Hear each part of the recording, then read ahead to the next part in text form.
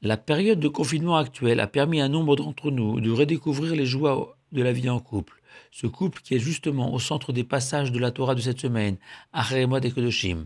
En effet, le troisième volume de la Torah, Vaïkra, cœur du judaïsme, présente les 4 piliers de la vie juive.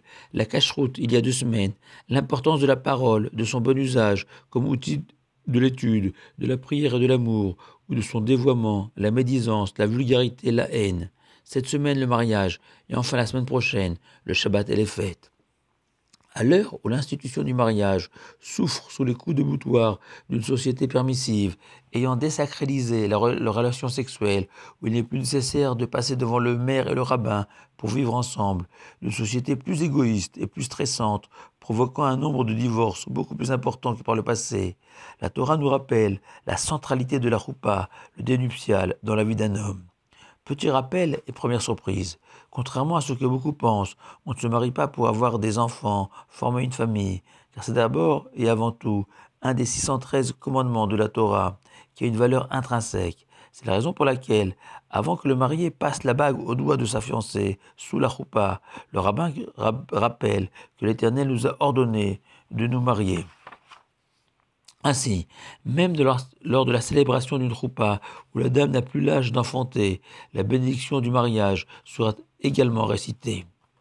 C'est d'ailleurs le premier commandement de la Torah.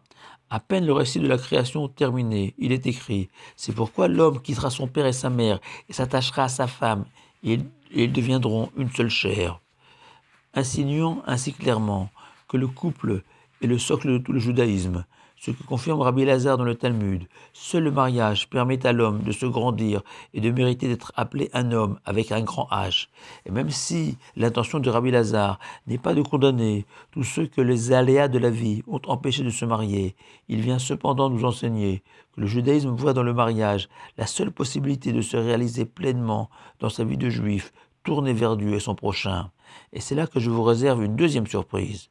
Nombreux pensent qu'une synagogue, ou encore mieux une salle d'études, sont les lieux où on peut se rapprocher de l'Éternel, et que le prochain que l'on doit aimer est son voisin, son ami, un étranger.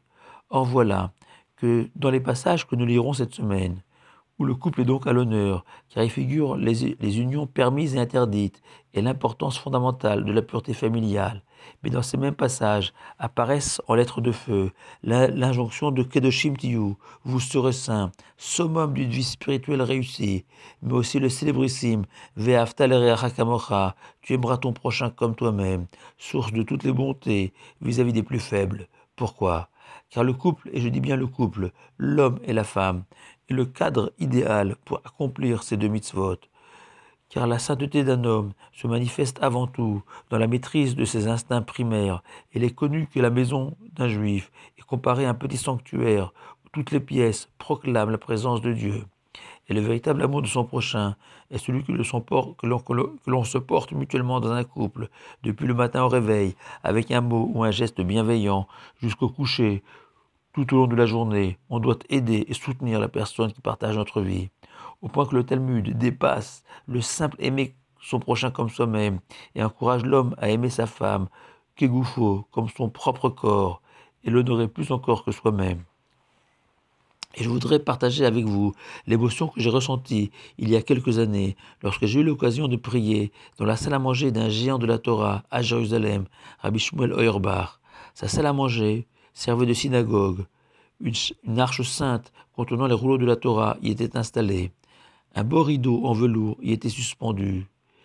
Et un magnifique poème en l'honneur de son épouse, Rachel, décédée plus de 25 ans auparavant, y était brodé, où le Rav Auerbach y exprimait toute son admiration et son amour pour sa femme. Le Rav a créé un séminaire d'études pour jeunes filles qu'il a nommé du nom de son épouse disparue. Il a aussi intitulé un certain nombre de ses ouvrages, toujours en son honneur. Il y a environ 2 ans, le Rav s'est éteint et repose désormais auprès d'elle. Ils n'ont jamais eu d'enfant. Mais l'image de cet incroyable amour mutuel est pour moi et aux yeux de tous ses disciples leur plus bel enfant, dont le sourire resplendira à jamais. Nos sages ont institué de lire tout au long de la semaine du mariage 7 bénédictions en l'honneur des mariés, qui débutent avec le rappel que Dieu a créé le monde, puis l'homme et la femme et les a installés au jardin d'Éden, le paradis, et se conclut avec la 7e bénédiction, où l'on fait rimer les mots Khatan Vekala, le mari et la mariée en hébreu, avec tous les termes existants dans la langue sacrée pour désigner la joie, signifiant ainsi au couple qui se forme que le paradis existe sur terre, pas à l'autre bout du monde, mais chez eux. Shabbat Shalom et une bonne santé pour tous.